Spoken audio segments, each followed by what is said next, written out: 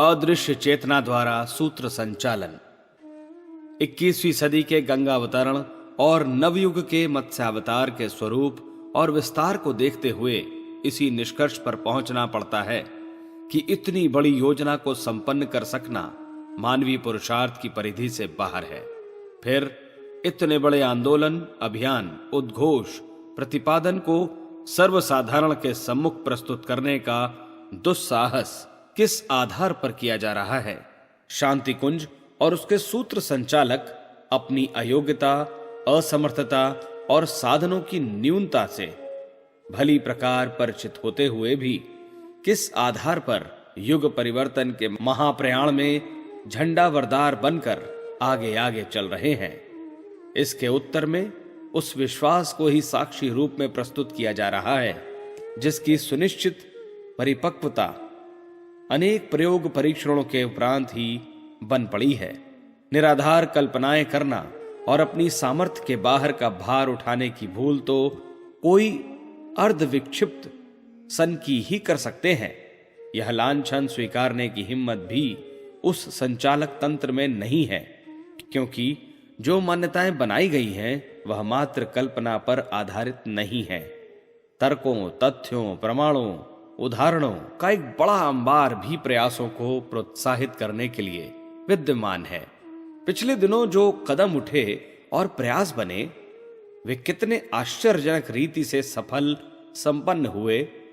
उनकी कथा गाथा ऐसी है जिसे कथा कहानी की तरह संशयग्रस्त नहीं माना जा सकता। जो बन पड़ा है उसका जो परिणाम निकला है उसकी जांच पड़ताल करने के लिए हर किसी के लिए द्वार खुला पड़ा है। पिछली लंबी अवधि की गतिविधियों और उपलब्धियों को उलट पुलट कर यही निष्कर्ष निकलता है कि वर्तमान दृश्य तंत्र प्रचलनों और अनुभवों के आधार पर किसी शरीरधारी नगण्य व्यक्ति को श्रेय देने के लिए कोई तैयार नहीं हो सकता। समाधान मात्र उन्हीं का होगा जो यह अनुभव कर सकेंगे कि उस समूचे प्रयास या प्रवाह के पीछे अदृश्य सत्ता काम कर रही है। असंख्य प्रसंगों में से यहां कुछ एक का उल्लेख कर देना बटलोई में पकते भात में से कुछ चावल निकालकर पकने न पकने की बात जांचने की तरह पर्याप्त हो सकता है। पहला, अखंड ज्योति पत्रिका का तथा उसकी सहेलियां प्रायः 8.5 लाख में छपना। उस साहित्य का अनेक भाषा भाषियों द्वारा अत्यंत श्रद्धापूर्वक पढ़ा जाना। पत्रिका के सदस्यों द्वारा 5 विचारशीलों को उनका पढ़ाया जाना और इस प्रकार उनके वाचन श्रवण के अतिरिक्त प्रेरणाओं को जीवनचर्या में उतारना। इस प्रकार 1 करोड़ विचारशीलों का परिकर जुट जाना। यह सब ऐसी दशा में और भी कठिन पड़ता है कि इस समूचे तंत्र को खड़ा करने में एक ही व्यक्ति की क्रिया प्रतिक्रिया काम करती दिखती है।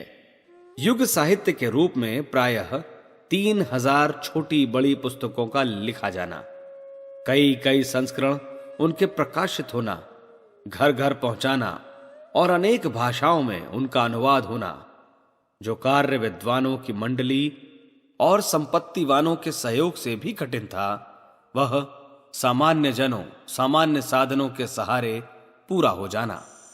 तीसरा, प्रज्ञापीठों के रूप में देश के कोने कोने में प्रायः 5000 से अधिक इमारतों का विनिर्मित होना और उनके तंत्रियों द्वारा अपने अपने क्षेत्रों में नवसृजन के क्रियाकलापों को क्रियान्वित करते रहना।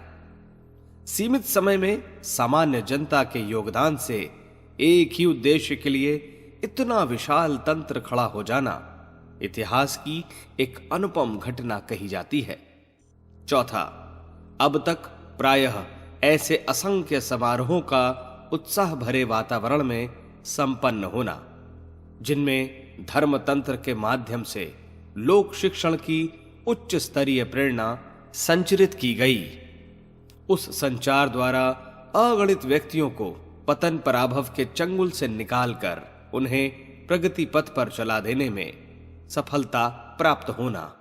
पांचवा, युग संधि महापुरुष शरण के माध्यम से लोकमानस में नव सृजन का उल्लास उभारना और लाखों व्यक्तियों का उसमें सम्मिलित होना, वर्ग भेद भुलाकर हर क्षेत्र, हर भाषा, हर स्तर के व्यक्ति का इस महान प्रयोग में निष्ठा पूर्वक जुट जाना। छठा, युग संधि के अगले 10 वर्षों में 10 लाख सृजन शिल्पी उभारना, प्रशिक्षित करना और कार्य क्षेत्र में उतारना। उसे प्राचीन काल के साधु, ब्राह्मण, वानप्रस्थ, परिव्राजक स्तर के प्रचलन को पुनर्जीवित किया जाना भी कहा जा सकता है। प्रयत्न तेजी से चल रहे हैं और उस लक्ष्य की ओर तेजी से बढ़ा जा रहा है। करोड़ों विचारशीलों को समर्थक, सहयोगी बनाना एवं पूर्णाहुति के अवसर पर एकत्रित करना। सातवां, विज्ञान और अध्यात्म के समन्वय के लिए ब्रह्म वर्चस्व शोध संस्थान के उन आविष्कारों को प्रस्तुत करना जो अगले दिनों लोगों को नई प्रेरणा एवं नई दिशा दे सकते हैं। आठवां, प्रकाशन, प्रचार एवं संगठन के लिए युग निर्माण योजना, गायत्री तपोभूमि तंत्र का अनवरत रूप से तत्पर रहना, अनेक भाषाओं में युग साहित्य का प्रकाशन करना और लागत मूल्यों में घर घर पहुंचाना। इन प्रयासों की क्या परिणति एवं क्या प्रतिक्रिया हुई, इसका विवरण इतना असाधारण है कि जिनका भी इस तंत्र के साथ निकटवर्ती संबंध है वे एक स्वर से प्रशंसा करते नहीं थकते। यह विवरण प्रकाशित करने की इसलिए आवश्यकता नहीं समझी गई कि विज्ञापनबाजी से सदैव दूर रहने की नीति इस तंत्र द्वारा अपनाई गई है। अपनी शक्ति का कण कण केवल सृजन प्रयोजनों में लगाने के उद्देश्य से ऐसा करना आवश्यक समझा गया है। सत्प्रवृत्ति संवर्धन के अंतर्गत अनेक ऐसे क्रियाकलाप रह सकते हैं जिन्हें नव सृजन की ठोस एवं सुदृढ़ आधारशिला समझा जा सकता है। इस प्रयास का पूरक है दुष्प्रवृत्ति उन्मूलन, जिसमें कुरीतियों, मूढ़ मान्यताओं, अंधविश्वासों, अवांछनीयताओं से संबंधित क्रियाकलाप आते हैं। उनका उन्मूलन किया जाना चाहिए। धूमधाम वाली और जेवर प्रदर्शन के कारण भार भूत बनकर रह रही खर्चीली शादियां, नशेबाजी, विचारों की दुष्टता और आचरणों की भ्रष्टता जैसी अनेकों कुप्रथाएं गिनी और गिनाई जा सकती हैं। जाति पाति के नाम पर बरती जाने वाली ऊंच नीच, भिक्षा व्यवसाय, पर्दा प्रथा जैसी कुरीतियों का खुलकर विरोध किया जा रहा है। इन दिनों दोनों की दिशाधाराओं में संबंधित प्रौढ़ शिक्षा, वृक्षारोपण, स्वास्थ्य संवर्धन, नारी जागरण आदि कितने ही प्रयास गिनाए जा सकते हैं जो अखंड ज्योति परिजनों द्वारा नित्य कर्म जैसी दिनचर्या में सम्मिलित किए हुए हैं। उपरोक्त विवरण में नमूने की वानगी जैसी जानकारियां हैं। इन क्रियाकृत्यों की उपयोगिता देखते हुए शांति कुंज में लोक सेवी, परमार्थ परायण कार्यकर्ता मिशन के प्रयोजन को पूरा करने के लिए स्थायी निवास करते हैं। इनमें से अधिकांश उच्च शिक्षित, व्यक्तित्ववान एवं अपनी प्रामाणिकता से संपर्क में आने वाले को निरंतर प्रभावित करते रहने में सक्षम हैं। इन गिनाई जा सकने वाली उपलब्धियों के सूत्र संचालक ने यह विश्वास दिलाया है कि यह मात्र मानवीय पुरुषार्थ के सहारे बन पड़ने वाली उपलब्धियां नहीं हैं। इनके पीछे वह अदृश्य चेतना महकती भूमिका निभाती रही है जिसे युग परिवर्तन के लिए उपयुक्त वातावरण बनाना, सरंजाम जुटाना एवं भविष्य के लिए महत्वपूर्ण ताना बाना बुनना है। मिशन की इमारतों में बहुसंख्यक शिक्षार्थी एवं भोजनालय में 1000 से अधिक की रसोई बनती रहने, प्रशिक्षण, लेखन तथा शोध कार्य चलते रहने की गतिविधियों को देखते हुए यही निष्कर्ष निकलता है कि इतने बड़े तंत्र के संचालन में सामान्य स्तर के किसी व्यक्ति विशेष की योजना एवं पुरुषार्थ परायणता कारगर नहीं हो सकती। 1000 प्रतिदिन का पत्राचार चलना, उसके माध्यम से दूरवर्ती लोगों तक वही प्रेरणा पहुंचाना जो हरिद्वार आने पर ही दी जा सकती हैं। यह पत्राचार विद्यालय, लोक सेवियों का प्रशिक्षण, साहित्य सृजन ऐसा छोटा कार्य नहीं है जिसे इतने सुनियोजित उपक्रम के साथ कोई ऐसा व्यक्ति कर सके जिसे हर दृष्टि से सामान्य ही कहा जा सकता है।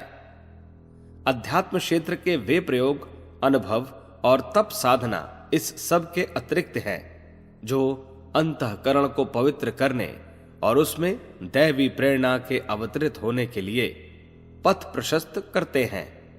इन उल्लेखों में निजी समाधानों की चर्चा नहीं है जिसके आधार पर व्यक्ति कठिनाइयों से उभरने और उज्जवल भविष्य की संभावनाओं को साकार करने के लिए अतीन्द्रिय क्षमताओं को उभारते एवं दिव्य प्राण चेतना का संचार करते हैं। पिछले दिनों की उपलब्धियों का यही है सार संक्षेप, जिसकी सीमित और संक्षिप्त जानकारी के प्रस्तुत विवरण को देखते हुए यह नहीं कहा जा सकता है कि यह सब मानवीय पुरुषार्थ पर निर्भर हो सकता है। प्रमाणों के आधार पर उत्पन्न हुए विश्वास ने यह साहस प्रदान किया है कि जिस अदृश्य शक्ति की अनुकंपा से इतना बन पड़ा रहा है, उसका अनुग्रह एवं सहयोग आगे भी मिलता रहेगा। वे सभी भावी निर्धारण पूरे होकर रहेंगे जिन्हें अगले दिनों क्रियान्वित किया जाना है और महान परिवर्तन को लक्ष्य तक पहुंचाया जाना है।